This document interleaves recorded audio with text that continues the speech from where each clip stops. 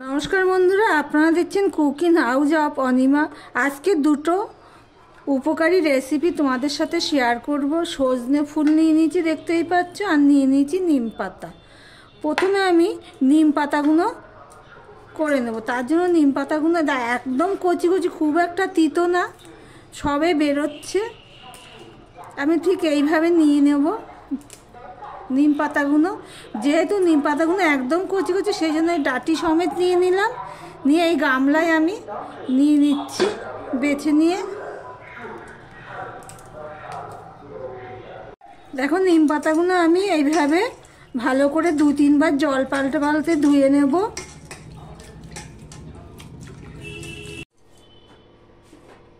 দেখো, নিম পাতাগুলো আমি ধুয়ে নিয়েছি, ধুয়ে একটা ডিশে নিয়ে নিয়েছি। আর এদিকে দেখো, একটা কড়াই বসিয়ে দিয়েছি। আর এইখানে দেখো, আমি বেগুন নিয়ে নিয়েছি। বেগুনগুলো আমি নুন মাখিয়ে রেখেছি, সেটা আর ভিডিওতে ওঠেনি। নুন মাখিয়ে রেখেছিলাম, তাই জন্য দেখো কতটা জল বেরিয়ে গেছে। এই জলটা আমি ফেলে দেব। এই পর্যন্ত যারা ভিডিওটি দেখছো, লাইক দিয়ে কন্টিনিউ করো। তেলটা গরম হয়ে গেলে আমি এখানে নুন দিয়ে দিলাম। আমি নুনটা দিলাম এই কারণে বলছি সেটা তোমাদেরকে। এবার আমি নিম পাতাগুলো ভেজে নেব।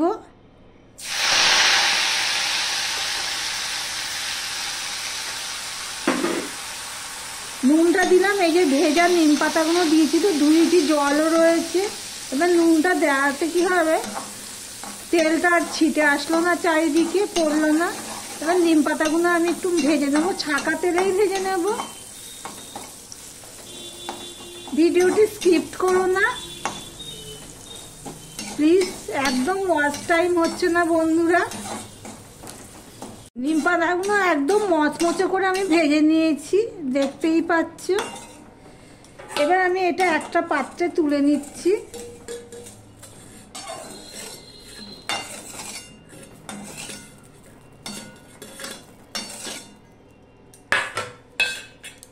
এবার যা তেল আছে তার মধ্যে আমি বেগুনগুলো দিয়ে দিলাম।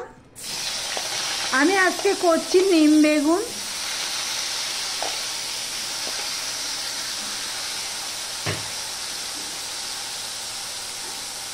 আমি হলুদ দিয়ে দিলাম।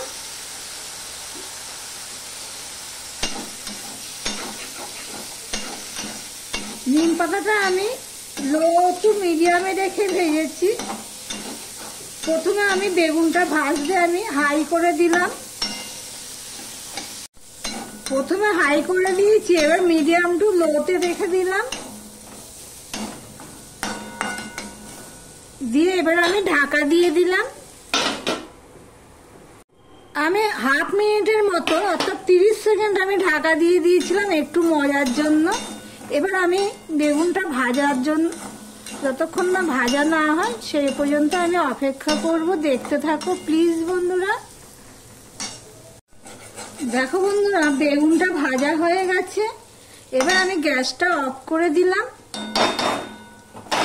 এবারে যে নিম পাতাটা আমি ভেজে রেখেছি, সেটা আমি, দেখো বন্ধুরা, একদম গুঁড়ো হয়ে যাচ্ছে। এইভাবে গুঁড়ো করে দিলাম।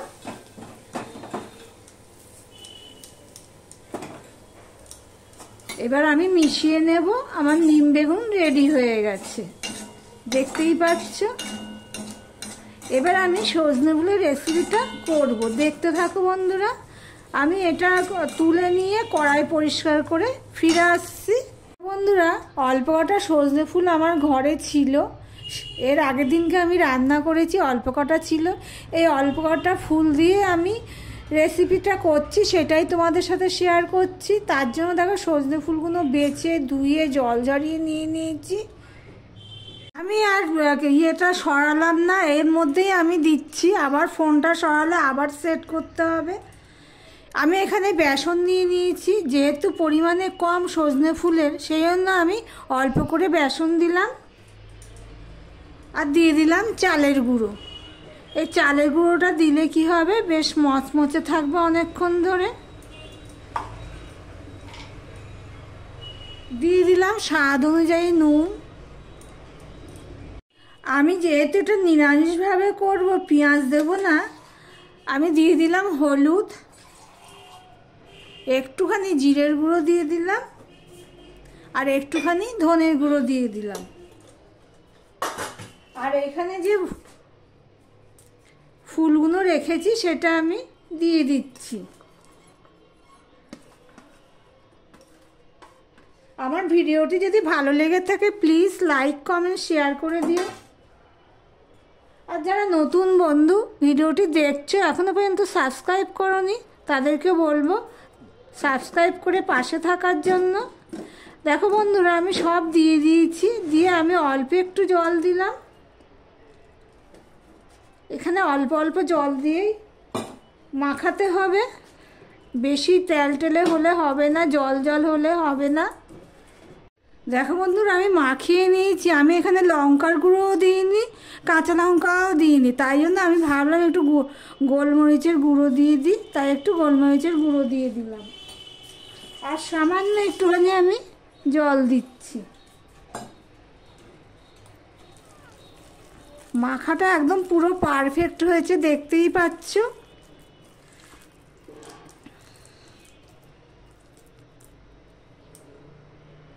এদিকে তো একটা কড়াই বসিয়ে দিয়েছি, কড়াইটা ধুয়ে নিয়ে মেজেই নিয়েছি, কড়াইটা কেন তিতো করেছি সেই জন্য। এবার আমি কড়াইটা গরম হয়ে গেলে দিয়ে দিলাম সাদা তেল।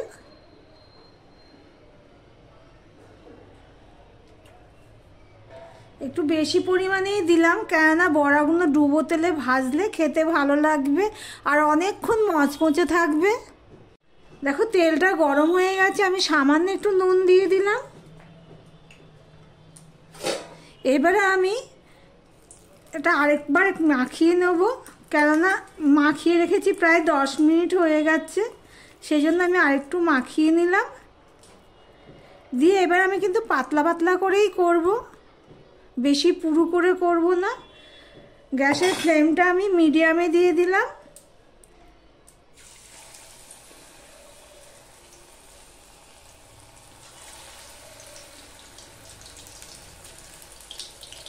এখানে একটা জিনিস খেয়াল করেছো নাকি জানি না, আমি কিন্তু বেসন আর চালের গুঁড়োর পরিমাণটা পুরো সমান সমান দিয়েছি মাপে।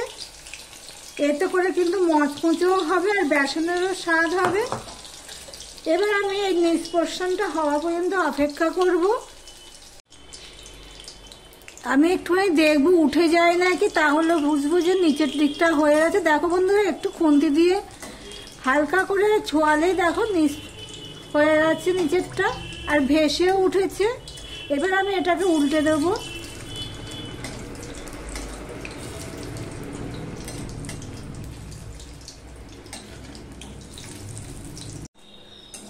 দেখো বন্ধুরা, উল্টে পাল্টে আমি বড়াগুলো লাল লাল করে ভেজে নিয়েছি, দেখতেই পাচ্ছ। গ্যাসের ফ্লেমটা কিন্তু আমার লো টু মিডিয়ামে ছিল। এবার কিন্তু আমি পুরো লো করে দিয়েছি, তাহলে কি হবে, ভিতর থেকেও পুরো ক্রিস্পি হবে, মচমচে হবে। এবার আমি একটা পাত্রে এগুলো তুলে নিচ্ছি। যেই পাত্রে আমি নিম পাতাটা তো তোমাদের দেখানো হয়নি, যেই পাত্রে আমি নিম পাতা নিয়েছি সেই পাত্রেই আমি নিয়ে নিচ্ছি।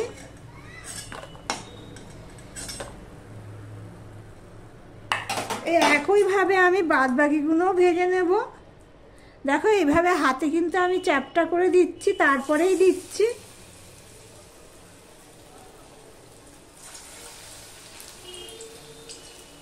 পুরো এই টাইমে, পুরো এই রেসিপিটা পারফেক্ট টাইম খাওয়ার জন্য। ট্রেন্ডিং রেসিপি বলতেও পারো, ট্রেন্ডিং টাইম রেসিপি।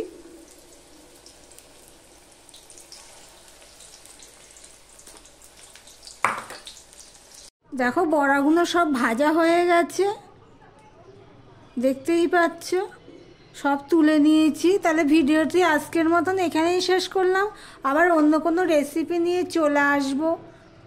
টাটা।